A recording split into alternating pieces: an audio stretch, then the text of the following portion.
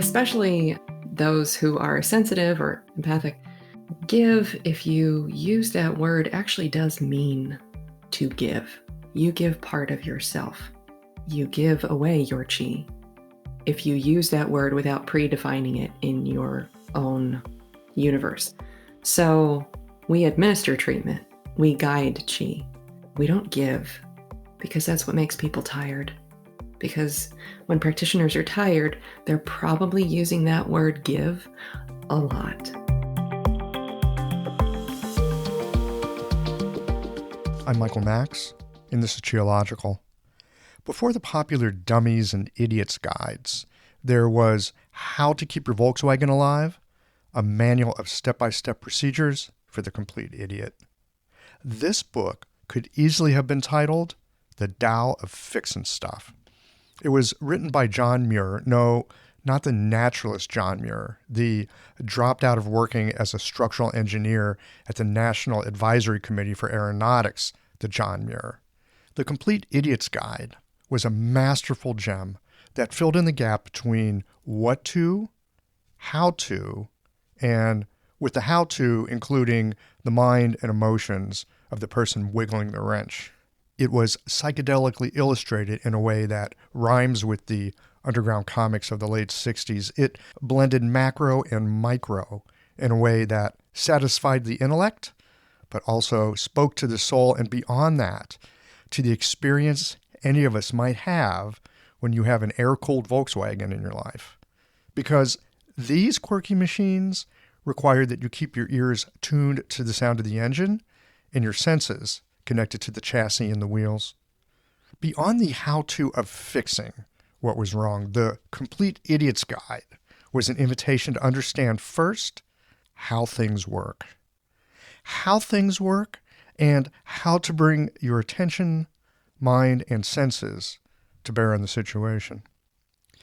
Muir didn't just explain the mechanics. He invited you into a mindful inquiry because Volkswagen repair requires an open, flexible field of attention along with the know-how to make the proper intervention with ratchets, torque wrenches, feeler gauges, and at times hammers. It was not car repair by the seat of your pants, but it also required the seat of your pants, because before the how to, you must know the what to. And to get to the what to, that requires attention to the present moment along with all of the experience that you've already had in the world. You know, it's not so different from working in an acupuncture clinic. I don't remember when I let that greasy, fingerprinted, and dog-eared copy I had slip out of my life. I do recall it was long after I no longer drove a German-cooled vehicle. I kept it around for what he would call diagnostics, but these days would be billed as meditations. One of my favorites was on starting your car. He explained that first you look under the vehicle to see if there's any fluids or oils, anything that might need your attention, and then to pay attention to the feeling of the door as you open it, and then notice the smell inside the car. What's the temperature like today? Is there condensation on the windows? He'd remind you that air-cooled engines need a little time to warm up and explain how oil comes from the pan below, gets pumped through the system, and how it was vital to be sure that all the parts were slippery and in rhythm before adding load to the engine. He suggested the right amount of time to warm up your car was about the time it took to roll a cigarette. I'm thinking I might need to reread this book. It was not just an operating manual for fixing cars. It was an operating manual for cultivating the most important tool used in the repair of cars. I wonder what he'd have to say about our current high-tech world that has our attention focused on little screens instead of the moment in front of us. I wonder what Mr. Muir would have to say about Chinese medicine and how our diagnostics invite discernment that does not exclude the mind of the practitioner.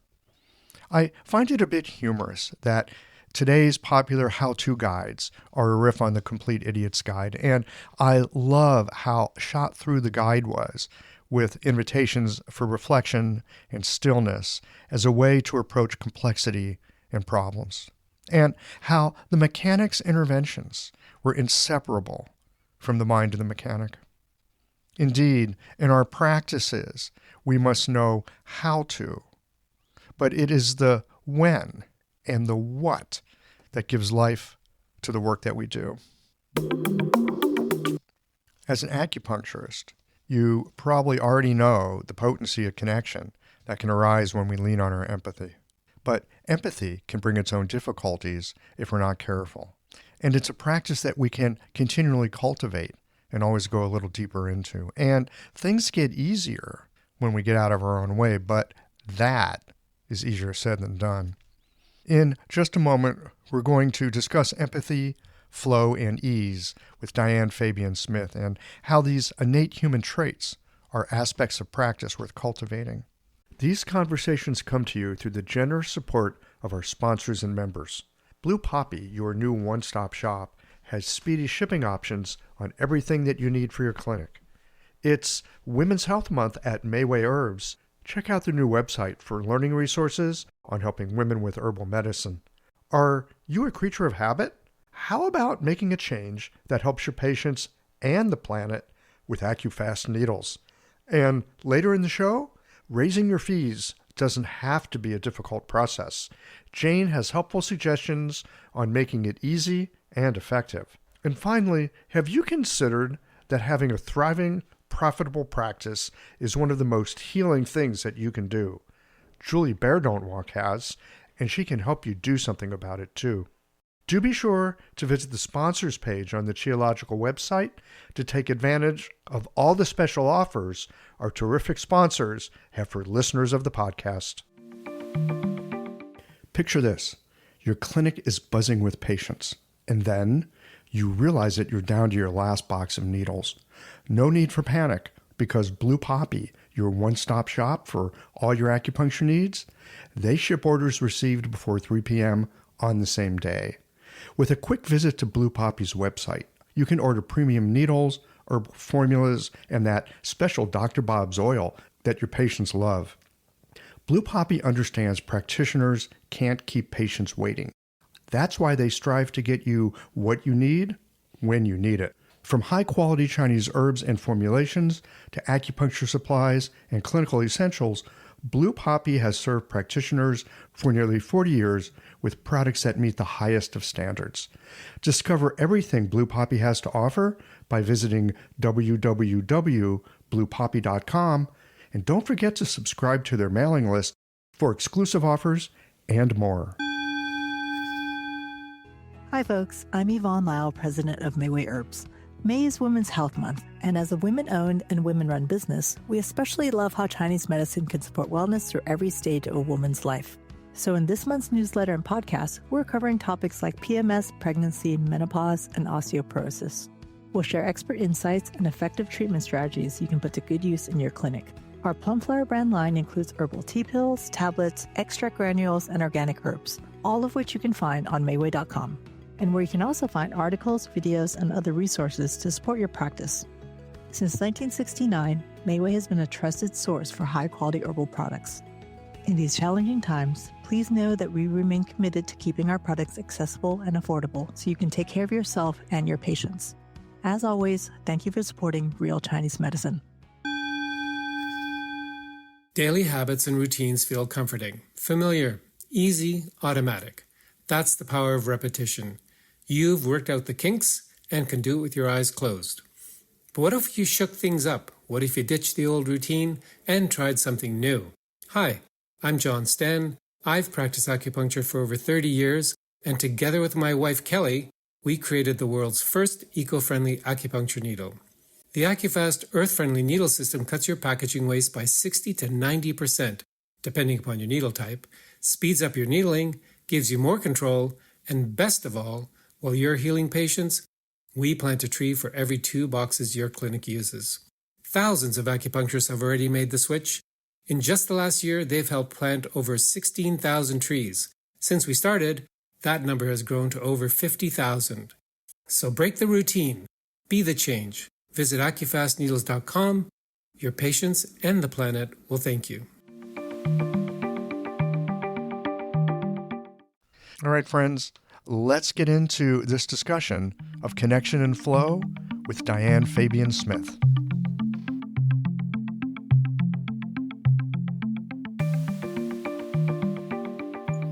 Diane Fabian-Smith, welcome to Geological.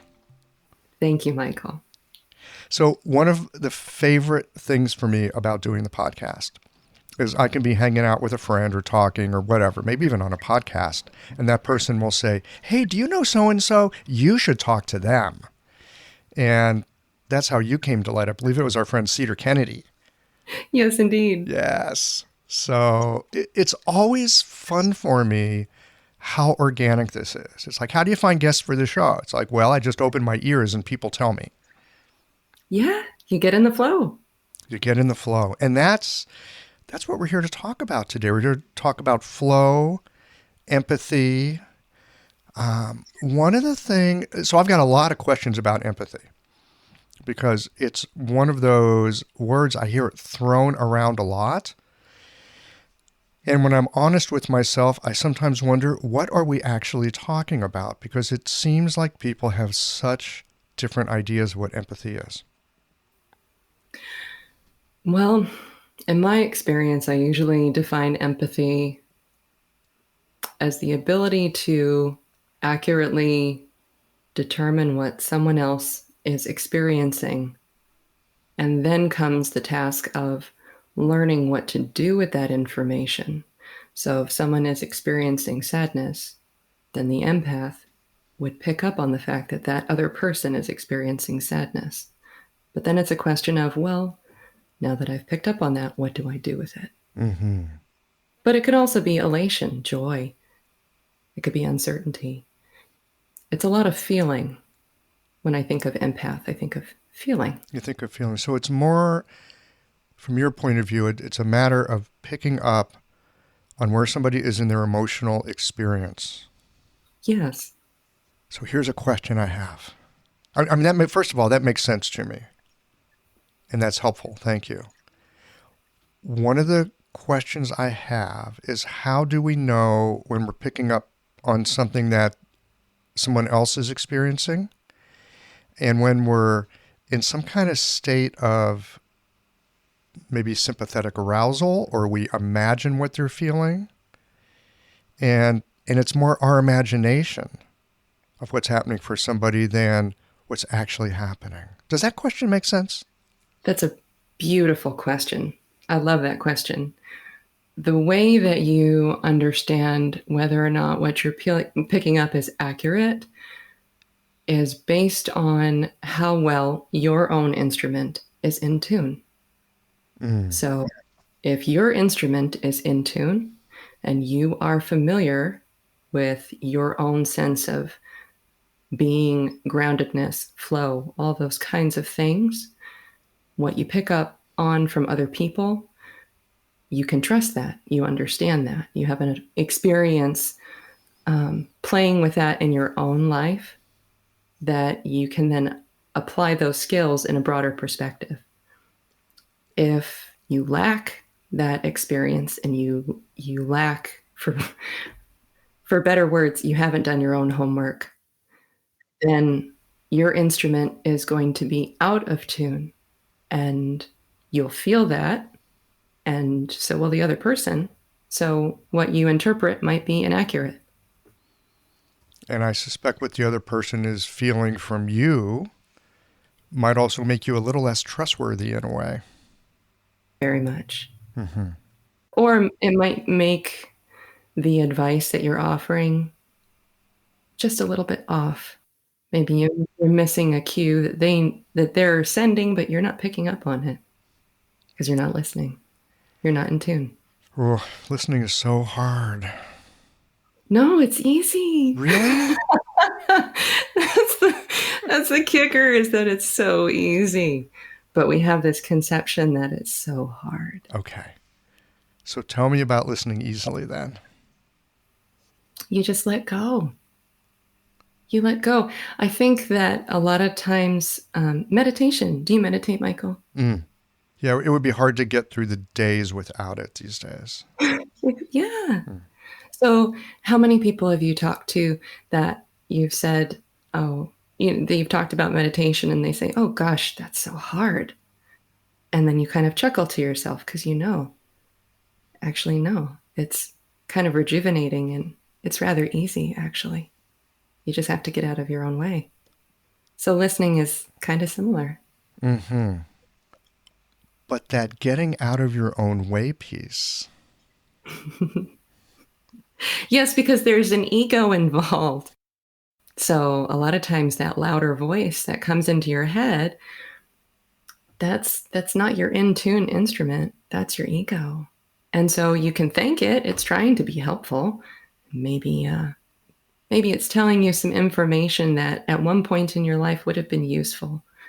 The way that it's interpreting the world at one point in your life served you well, but maybe not so much at the present moment. So you can thank that ego voice and send it to a little, I don't know, I make a little place in my head and I just send it to this beautiful ego room where all the things that I could ever want are, all the recognition, all the good poppy fun things are, because it's part of you. So, you don't want to disown it or anything. You don't want to talk down to it. You want to accept it. But you can say thank you and go to your room. And it's not a bad room. Not at all. Okay, It's got everything it wants. This is really helpful because often when I hear other people talk about ego, and even in my own experience with trying to corral that character, it's this bad thing. It's, that's just ego, right? You hear people use this like they pick up a rock and throw it at somebody. That's just ego, right? And so it's very easy to have a bad opinion of the ego, even though the ego gets us to the airport on time and our hair gets cut just right because we know how to find the right person and, we can feed ourselves. Thank goodness for the ego, right? Helps us navigate in the world. I love your, I'm going to use the word ethic here. I don't know where that's coming from, but there it is. So I'm going to say it. Your ethic of appreciating the ego, giving the ego a delightful place where the ego likes to hang. Definitely. And then go to your room, just like go over here. Thank you, but over here. Yes. Yes. And then you can focus. Then you can really tune in to that quieter voice. Sometimes people will use hierarchical words when they're talking about, my higher self. I tend to think of it more as like a concentric rings, like the growth rings in a tree. Mm-hmm. So the closer you are to the center, the more uniform it tends to be. And then when you get to the bark, it's kind of craggy and uneven, right? So once the ego, which is closer to the outside, goes to the ego room or wherever, maybe it's Disneyland, that you're going to send the ego wherever it wants to go, then you can focus more on that internal, quieter voice that's closer to the heart. Again, I'm very struck that there is, in this conversation with you at this moment, there's not this sense of divide between ego and fill in the blank, whatever you want to call that, more central to the core of the tree portion, that they're different aspects. Mm-hmm. All are needed. All have their place. Exactly. That's very Chinese medicine, isn't it? Right? Yes, it is. Yes. And it's funny too, even with our Chinese medicine, how often, I've done this in the past. It's a practice of mine not to do this with my patients, to say Chinese medicine is this, Western medicine is that, and then draw the boundaries. This is this is that. And then you take sides and you have opinions. And, it's easy to do, but I found that's never helpful for my patients. It's always better to take whatever they have experienced, good, bad, or indifferent, and somehow include it with appreciation. Mm-hmm. You're validating them. You're holding the space for them. And that is important. That's vital. That's where so much of the healing happens. I think so. Yeah, there is something about that space. And the way that I say it is somebody says something. It might be me, it might be the patient. It doesn't matter who says it because in a sense it's the room is saying it. And those in the room are listening. So in a way it doesn't matter whose mouth it comes out of so long as it gets heard. Exactly. Yes, that's right. And to tie it back into the idea of empathy and being able to understand what's yours and what's theirs, and being able to understand how you keep your things, how they keep their things, and how important that is in being the best practitioner that you can be, and in having that environment be the ideal place for their session. It really, that ties it in. It doesn't matter who says what. It's that space was created, and the more grounded and the more in tuned your instrument is, the better you will be at creating that space. Yeah, that space often feels very much like an invitation. Exactly. It's open. It's easy. It is easy. Well, I don't know about if it's easy because, meditation is simple, but it's not easy. But there is a sense of ease that's present. I do know that. Yeah. So I am curious, how did you come to this path that you're on, that we're able to have the conversation that we're having at this moment? That is an excellent question. I started exploring things like this I guess you could call it, like, it's almost the equivalent of the gateway drug, but it's the gateway energy work that everyone kind of dabbles in. Just after college, I started getting into Reiki and what that was. And that was such a cool thing, and to experience that. And so that was, 21 years ago? 22? It was a while ago. And since then, just increasing awareness and fine-tuning that instrument, doing my own homework, and also having compassion, and understanding that having compassion means that I maintain my groundedness, but that I'm offering that place of support for others without getting pulled into their vortex, if you will. Yes. It can really be a whirlwind. It can.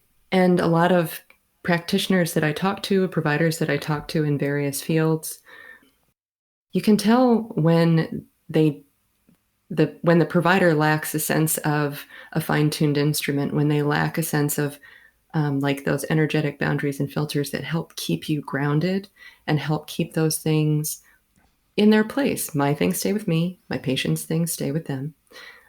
Because they talk about, it's the words they use. Words are so important. They use words like, oh, that patient really drained me. Or they start showing up with the same pathology that their patient had. Maybe they treated someone with a backache, and then they ended up getting a backache the next day. Mm-hmm. So, yeah, it's a valuable thing to know about, these ideas of groundedness, exploring the self, being a fine-tuned instrument, staying in the flow, being easy, keeping it fun. I really appreciate the metaphor of a fine-tuned instrument, because fine-tuned instruments not only have the sound that's made by playing them, but they also pick up sound that's in the room and will just naturally begin to resonate with it a bit. That's right. So it's a two-way thing. It's both a transmitter, but it's also kind of a receiver. Absolutely. And so the more in tune you are, the more you can pick up when your surroundings are also in tune or not. If someone talks to you and they're saying something and it does not resonate with you, you will feel it. And then you will ask yourself, well, what about that didn't resonate? You navigate the conversation or the topic a little bit differently. It might bring you to a different understanding of who you're talking to that's beneficial, or a different understanding of yourself that's beneficial. This episode is brought to you by Jane, the clinic management software that honestly just makes running a practice easier. Let's dive into something that's never easy, but sometimes necessary: raising your fees. It can feel awkward, right? But here's a tip that can really help. Consider offering flexibility to your patients as you introduce the change. When patients face new fees, it's natural for them to feel uncertain or concerned. That's where flexibility can really make a difference. Offering options like a phased increase, suggesting a payment plan, or even taking a moment to talk things through can help to ease the transition. These thoughtful gestures show your patients that you're listening and care about them, which strengthens the trust you've worked so hard to build.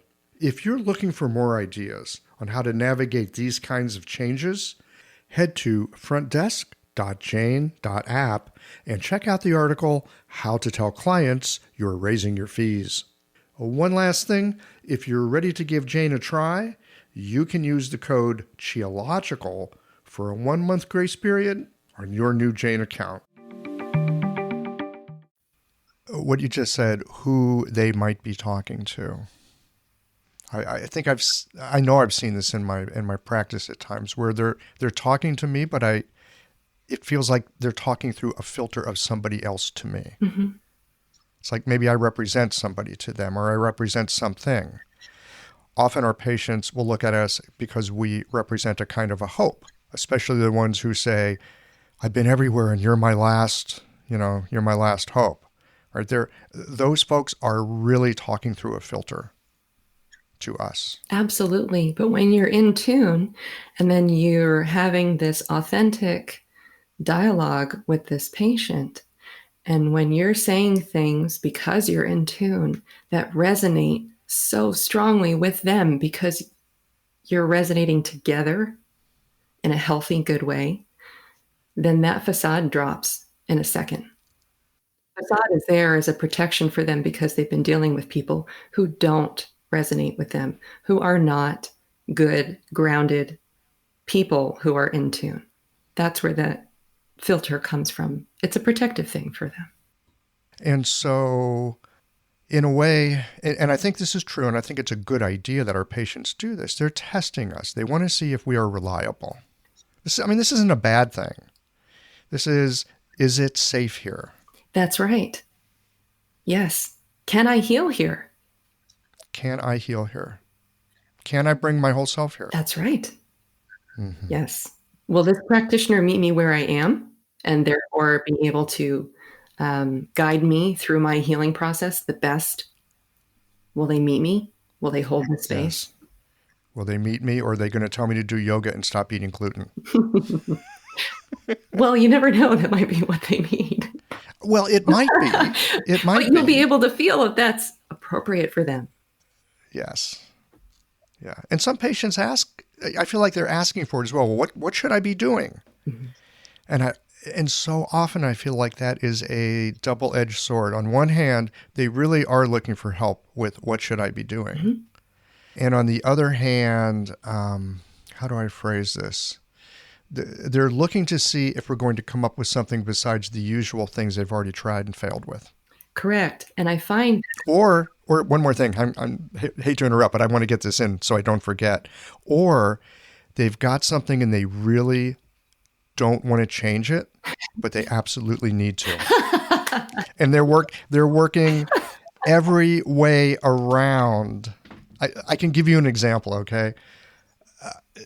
A patient of mine, I just love her dearly. She's such a character. And she just eats crap. Mm-hmm. It's such a sense of comfort to just eat what the hell she wants to eat. Mm-hmm. But it is the thing that's causing her trouble. And she's tried this and that, and this blood test, and that medication, and this enzyme, and that magic pill, and acupuncture.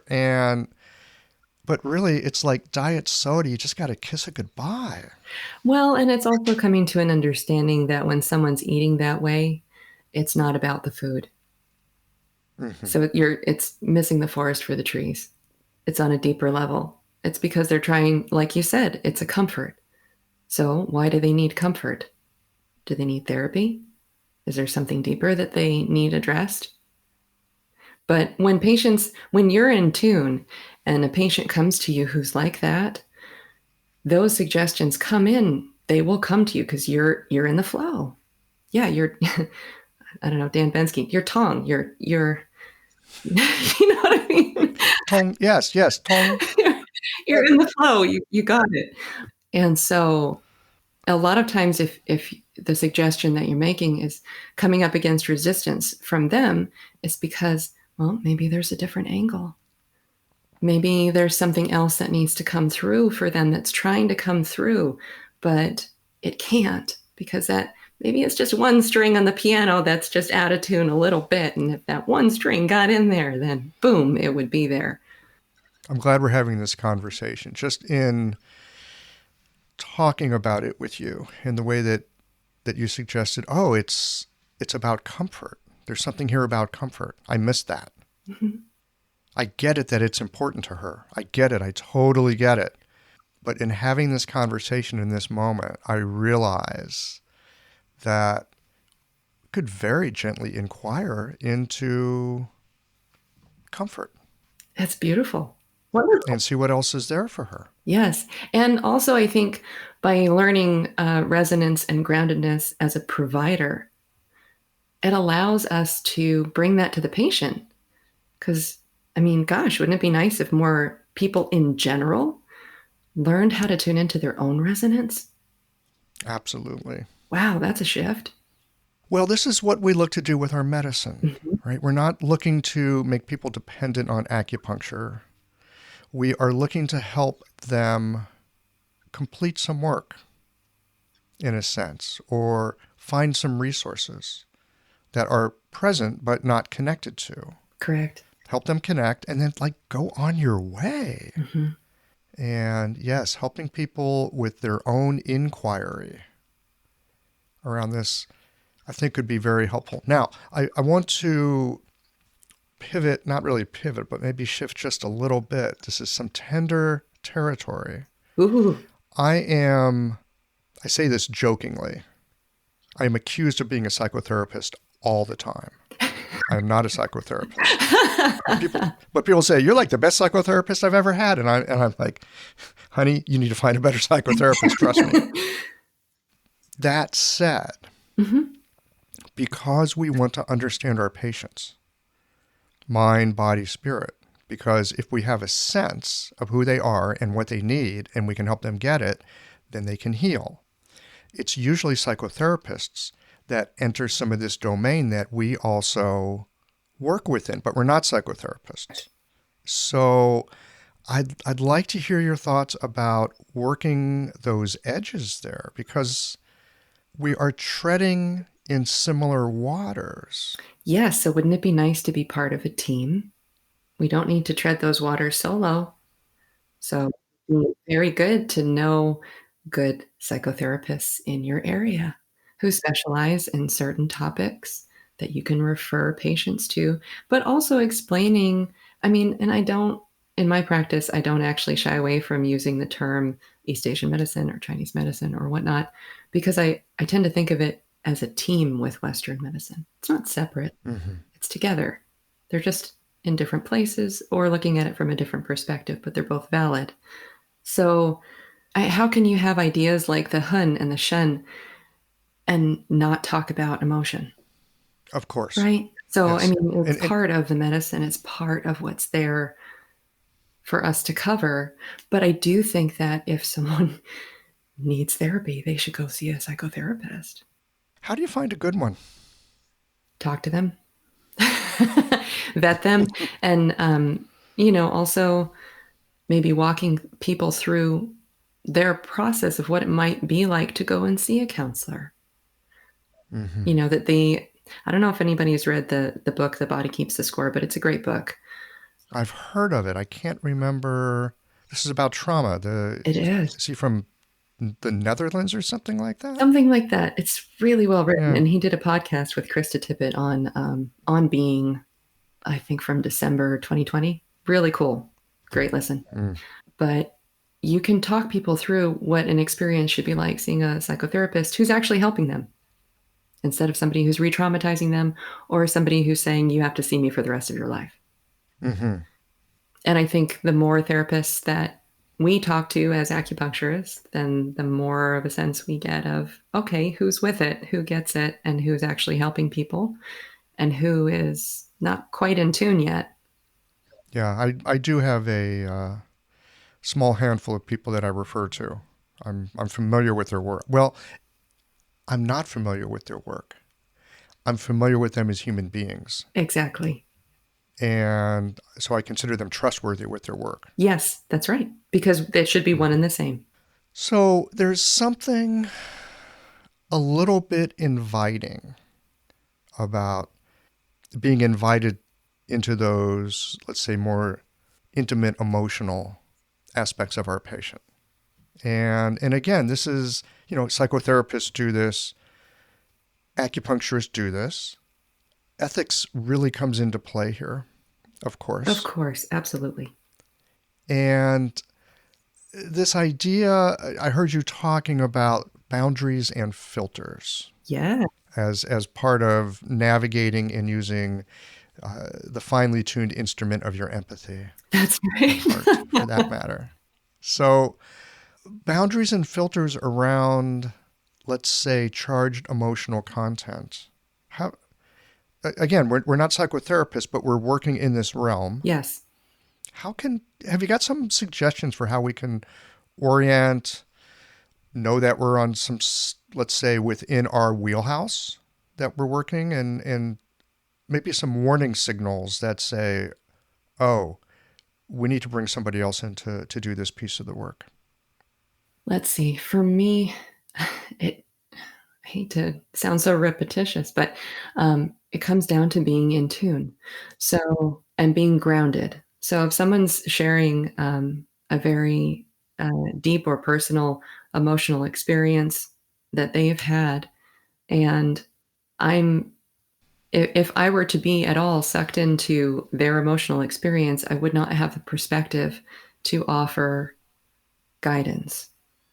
I usually recommend that someone seek counseling, if I think sooner rather than later, because I know that my job as an acupuncturist is I have other things that I'd like to do with them. And I know that the psychotherapist can focus on that part. So if someone has an emotional breakthrough, then I could suggest at that point even, hey, have you considered counseling? It seems that there's a lot here to unpack. And oftentimes, if I'm in alignment, if I'm in tune, that suggestion will be met well. And we'll start looking into it. And then at the next appointment, they'll say, hey, maybe they didn't make an appointment with a counselor or a psychotherapist yet, but they looked them up. They started their process. They're starting to go there. And the door is opening in their mind that it's something that they can use and benefit from. And at the same time, the acupuncture can help to relieve and connect and guide their body towards that opening. This to me is one of the most curious and mysterious things to me about acupuncture. I remember going to study it 25 years ago-ish at this point. I think I'm going to study this stuff because, what the hell is going on here? All right, having been a patient, what is going on with this? All this time, now I'm further down the road, I thought I'd know a lot more about how this stuff works than I do. It's very, very surprising to me how, to this day, when people ask me, what are these needles doing? I'm always surprised to see what I say because it changes over time. Mm-hmm. And it seems to me at this point that the way that it works is that there are resources that we have within us. And around us, yeah. Ooh, and around us. Mm-hmm. Okay, tell me a little more about around us. Well, there's the idea of chi in the body, but we also know that there's chi in the environment, right? So we're talking about anything from nature to the families that we live in and the people that we're connected to. Absolutely. And also, kind of think of it like it doesn't even have to be chi that's manifested into anything yet. It could be like stem cell chi. But it's present, right? Because there's nothing around us. I mean, there's stuff around us all the time. The space is full. We just can't see it. Mm-hmm. We haven't invented the instruments to be able to pick up on it yet, but it's there. I hadn't thought of stem cell chi, but I like the idea. That sounds like something fun to play with. Isn't it though? Yeah. Yeah. For me at this point, what I've been looking at is only what's within the patient. Mm. I've just been looking at what's within the patient. I think about how much of our experience, the beating of our heart, the peristalsis of our intestines, the secretions of our pancreas, the way our blood vessels know to dilate or loosen to maintain pressure, there's all this stuff completely unconscious. Mm-hmm. Total, and I mean, you can't even bring your consciousness to it if you wanted to. I mean, maybe if you're like a very adept meditator, you could. Exactly. But by and large. There you go. There's the tie-in. Okay. Mm-hmm. But the thing that I've noticed about acupuncture is that it tends to connect with that stuff Mm-hmm. that is way, way, way, way out of awareness. Yeah. And like the breath, and of course, qi is often translated as breath. You could say that. The breath is the one aspect of our physiology that we do have a bit of agency over. True. If we bring our attention to it. And so it seems to me that acupuncture is by and large working at this very unconscious level of being. And there are resources there. And people are often so surprised to be hooked up with that. They often say things like, wow, what did you put in? And it's like, I didn't put anything in. I put nothing in. We have just called something out. This is you. Yes. They're very astounded to hear that. Well, in some ways, I also kind of think of, because the needles are they're like a little conduit. They're like a little channel. And they're helping to make connections. They're helping to guide things where they need to be, where they've been trying to get to. But gosh, they either forgot how to do it, or maybe the road fell down, and they can't get across the bridge anymore, however you want to think about it. But, I think of there are a lot of diagrams in Asian culture where you have the idea of the human being the bridge between the quote unquote heavens and the earth. And, yes. And there's that idea in also of there being like a macrocosm and a microcosm. So how could we think of the little needle, the microcosm, as anything but a reflection of that macrocosm? Does that make sense? I like thinking about the needle as the Ren in TND Ren. Yeah? Like the person aspect, the human aspect between the outer and the inner, the above and the below. Yeah. It's a helper. Uh-huh. Okay. I want to come back to my question. It has like slipped out of my mind where we were headed with that. Because I was talking about chi in the body and you said that there was chi everywhere, which, yes, of course, that's true. Maybe that question will come back around here in a moment. Well, and it's what the acupuncture is doing. Yeah, so I'd like to get your sense of what the acupuncture is doing because, again, I feel like I'm such a student of it and I wished I understood it better. I've been at it 25 years and it's so weird because I thought I'd know a lot more than I do by now. And it's still a very mysterious process to me, this acupuncture. Well, isn't that nice? Does everything have to be precisely defined? That's a good question, isn't it? It's a great question. Does it have to be precisely defined? Well, okay, so there's the ego in the ego room that's going, well, yeah, duh. What do you think I'm here for? So here's my question to you. If you look at an absolutely stunning sunset and it touches your core, does it make the sunset any more stunning if you're trying to describe it to someone else? Maybe who's sitting next to you? Do you need to actually describe that stunning sunset to them, or can you both just look at it and have that experience? Yeah, so here's the problem with language. Mm-hmm. It's impossible to describe it. That's right. You can talk around it. You can pull bits and pieces of it. That's right. You can look at it from the perspective of science and light rays going through the atmosphere, or you could look at it from the perspective of an artist and say, there's some burnt umber in there. This is why poetry is so helpful, because it uses words in a loose enough way to give you a glimpse beyond them. Right. But it's not going to change the experience of No, it doesn't. No, in fact, it will take you out of the experience. exact. Yes, that's right. Yeah, it'll take you out of the experience. That's right. So we're back to Tong, and we're, in some other phrases that you may be familiar with, like shape of chi, Oh, right. Yes. and just presence, just quiet presence. Yes. Yes. And I feel like it's something that isn't like that we need to discuss as a community more. I don't feel like it's something that we dialogue about enough. Like in school, nobody taught me about this kind of thing. And it would be so helpful. I feel like all the new practitioners coming out, wouldn't it be nice if they had an established resonance within themselves, the sense of groundedness that would allow them to create this space for their patients who are going to come and see them? Mm. Having a thriving, profitable practice is one of the most healing things you can do as a healthcare practitioner. Because a robust business is the ultimate expression of vital chi. And that's the heart of our medicine. I'm Julie Bairdontlock, and I help practitioners grow nourishing, profitable, authentic businesses that embody the generative cycle of Chinese medicine. This isn't about all yang all the time. It's about expanding your own internal capacity, growing collaborative relationships with your patients for ethical patient retention, and marketing as an extension of this medicine, not a necessary evil. You already know that everything is connected in your patients' lives and bodies. The same is true for your business.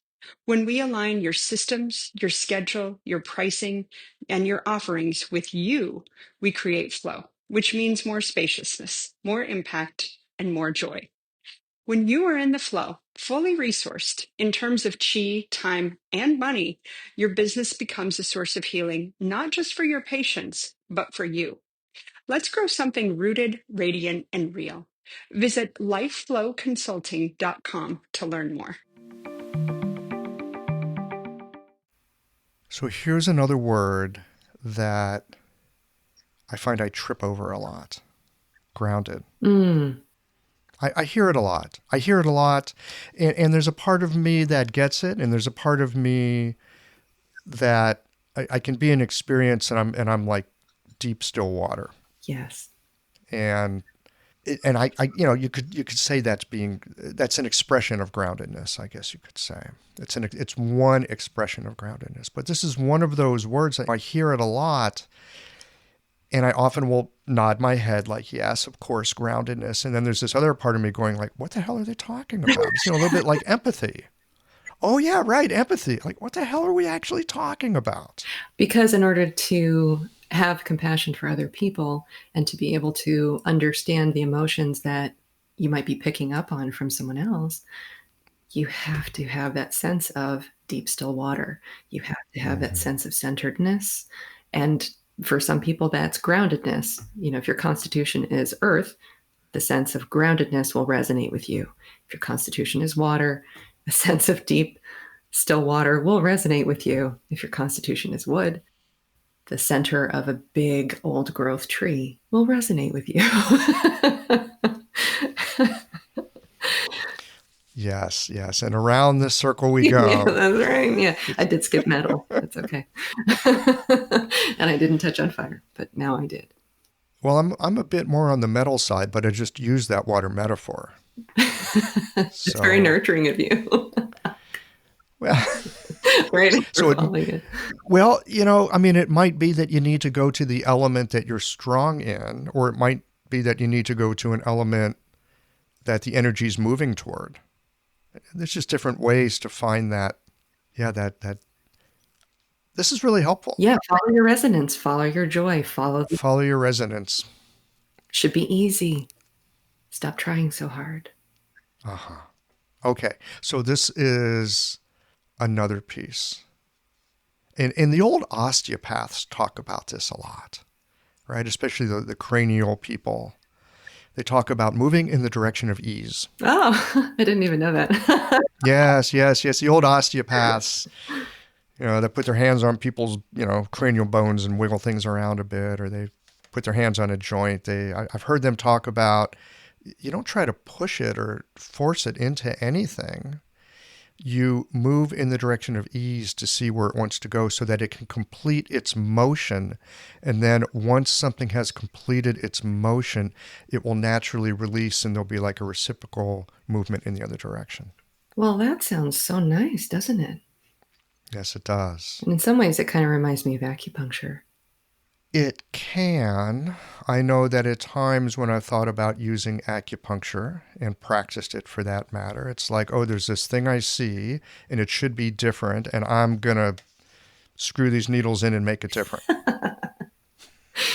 Right, except that we can't forcibly change someone else's body because it's their domain, it's their place. It's not our place to try to force a change. So that's why I think what you said about the osteopaths is so elegant. We're listening to where their body needs to go, and we're guiding. We're guiding. And not giving. Please, please, people, be aware of the word give. So many people use that word inappropriately. Now tell us more about that. Especially those who are sensitive or empathic. Give, if you use that word, actually does mean to give. You give part of yourself. You give away your chi. If you use that word without predefining it in your own universe. So we administer treatment. We guide chi. We don't give, because that's what makes people tired. Because when practitioners are tired, they're probably using that word give a lot or something similar. Mm-hmm. Or they're of the idea that, oh, if I take things that are difficult and I take them on for my patient, I will help them, instead of empowering the patient to resolve their own issues and having the patient recognize that they can actually heal, which is so much, it's just healthier for everybody than feeling the need to take it on. This is really, really important. This is a lesson that took me a long time to learn. I used to think I was a better practitioner. If someone came in and they were putting, say, 10% of the energy into the relationship, Mm-hmm. I'd show up with 80, and I'd be exhausted by the end of the day, and it never helped the patients. Exactly. Yes. In fact, I was stealing the opportunity for them to heal themselves. That's right. And I was tired at the end of the day. Absolutely. Yes. So you have firsthand knowledge of that. Yes. Yes. And so we're back to that resonant tuned instrument that if someone shows up with 15%, I can show up with an energetic match. Exactly. A resonant match. There might be a lot of space in between us. Space. Yes. Feels good. Feels easy. We're back to ease. I'm so glad we're having this conversation. And I remember at the beginning of this conversation going, easy, meditation, easy. No, it's actually, simple, not easy. But as we're having this conversation, I am cottoning a bit more to following that sense of ease and even more, leaving it open as a possibility. Yes. What if we worked in a way that we followed the ease and allowed it? Okay, so here's the thing behind ease for me. This is great. I should be paying you for a session.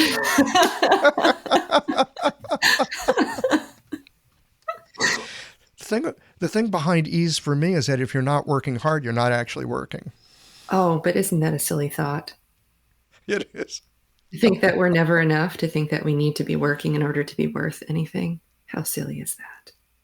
It comes with the inherent understanding that we have value just being here. Mm. That we have a purpose just being here without needing to do anything. That we're enough in who we are. That sounds like a powerful presence to take into a treatment room.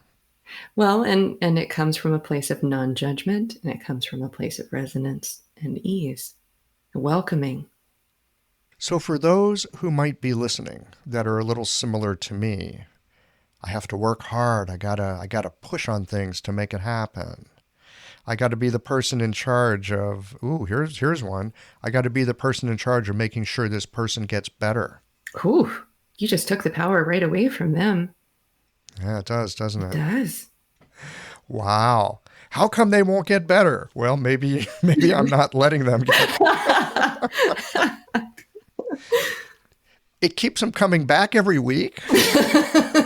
But there are so many more people that you could help, right? There's only one of you, Michael. Yes.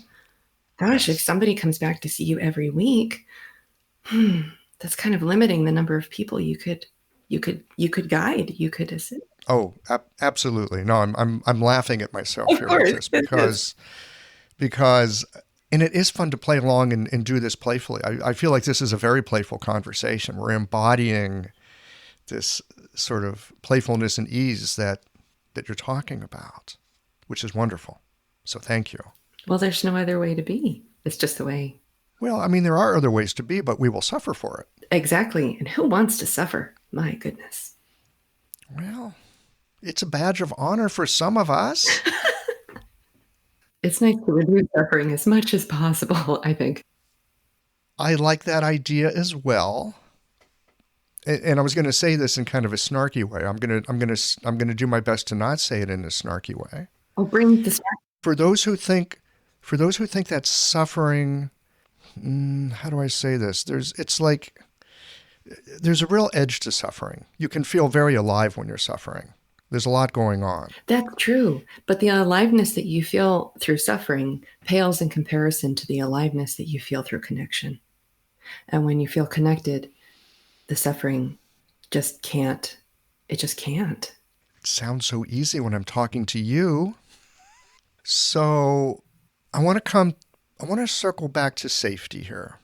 Right? I'm using my own instrument here in this conversation, just like I do in my clinical practice. And we were talking about the filters and the boundaries that help to create a sense of safety. I'm putting the word safety in there. That's right. Yes. So I want to talk about safety. I want to talk about being a practitioner and being a human being with all of our vulnerabilities and brilliances and hurts and insights and, the whole enchilada. The work we do is very vulnerable. We invite people into being vulnerable, and we ourselves in those moments to be open and to really listen to our patients and to be present enough to hear the room. There's a vulnerability there and a sense of wanting to feel safe, because I think all humans are looking for a sense of safety. It's very important. True. I think that, wow, there's so much to unpack there. I think I can understand the idea of safety for the patient because they're coming into the practitioner's space. It's the practitioner that sets the space. The idea of safety for the practitioner, I mean, things are only deemed. So if you're bringing up safety, you have to also understand that at the same time, you're bringing up an idea of danger. Otherwise, there would not be a need to discuss safety. Correct? Yes, and so when I say safety here, let me go a little more into that. I'm going to call it the maybe not yet digested experiences that we have that get in the way. Like, and you mentioned this earlier, it's like, do you have a sense of that you're good enough? Do you have a sense of that you, how do I say this? Yeah, am I good enough practitioner? Am I good enough business person? Am I going to be able to help this person? What's this person going to say about, my practice and my services? I think there's a lot of thoughts that go through our minds. Right, and all of those thoughts are completely unnecessary for treatment. Agreed. All of those thoughts are just getting in the way of that resonance. And they're taking Yes. that in-tuned instrument and making it more and more out of tune with each thought. Am I good enough? Yes. Absolutely, because we are who we need to be at that moment. We're all showing up at our best every moment of every day. No questions asked. Okay.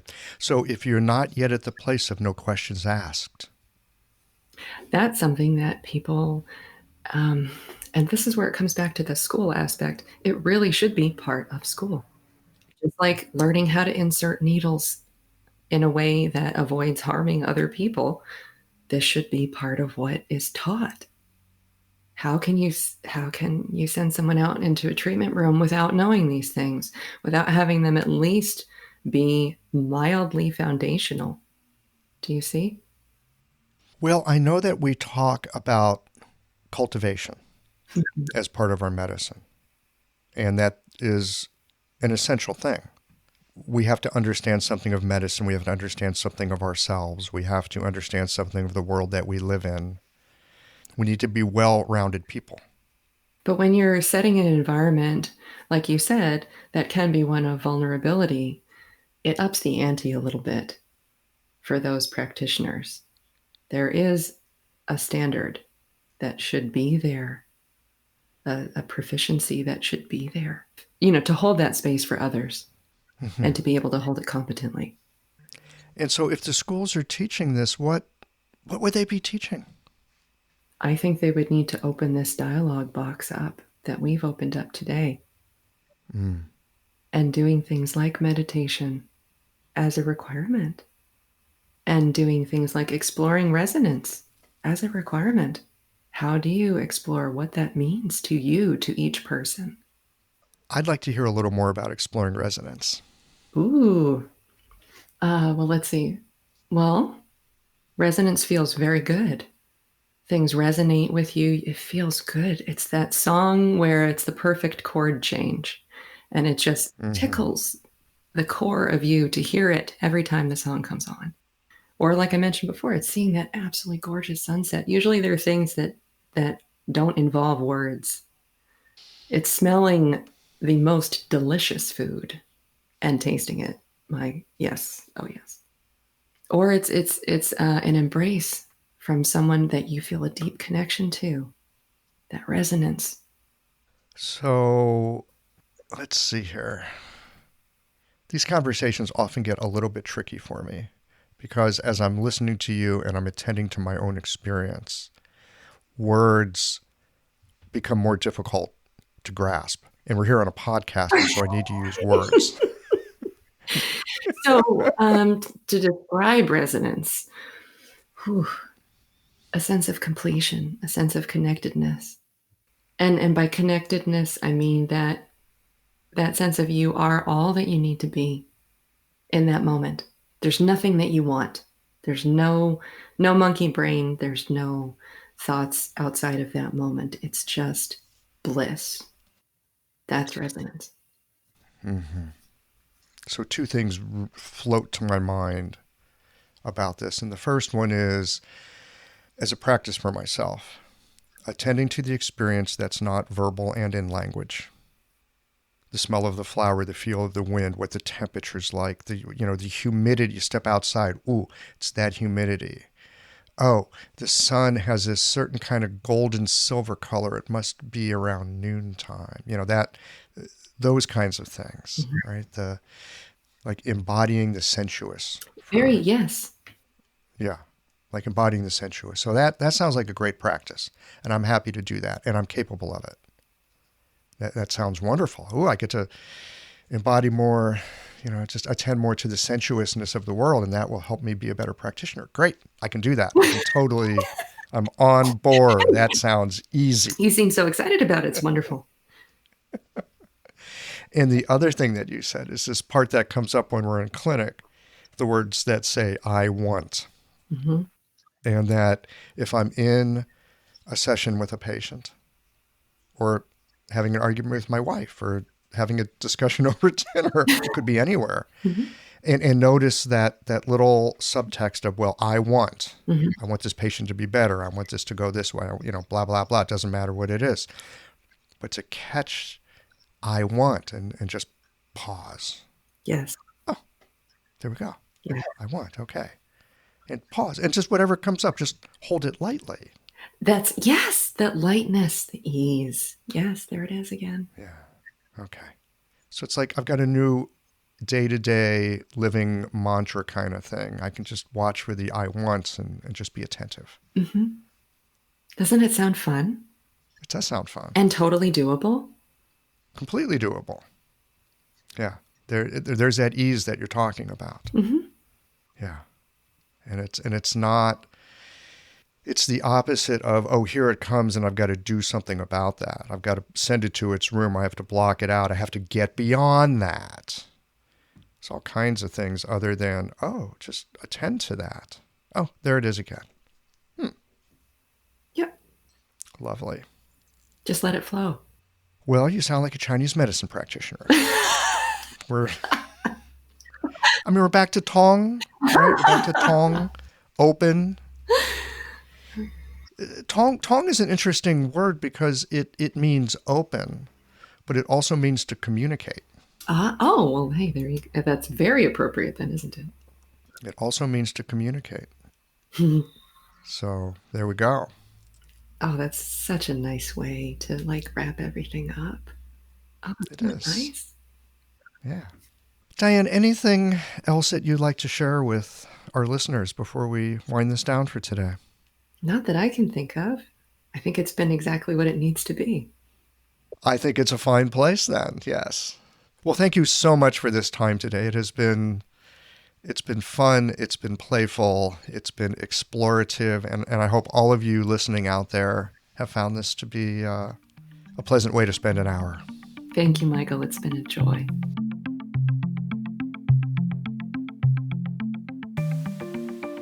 One of my constant inquiries in practice is when I'm actually listening to the patient and when I'm listening to my own internal dialogue of who I think the patient might be. In some ways, this is the essence of being human, sorting out the world as it is from the world as we imagine it to be. I very much appreciated Diane's perspective on using ourselves as a finely tuned instrument to attend to the resonance of an encounter and to attend to those moments of ease and congruence as they arise. I hope that you found today's conversation to be worth your time and attention and that it gives you some perspectives that you can lean on in your clinical work. Well, here we are at the end of this episode. If you've listened up to this point, you're either a rabid fan of Qiological or the forward button on your podcast player stopped working.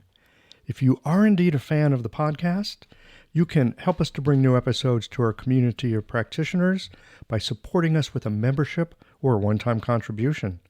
Details, of course, are on the website. That's it for today, friends. Join us again next Tuesday for another thoughtful episode of Qiological.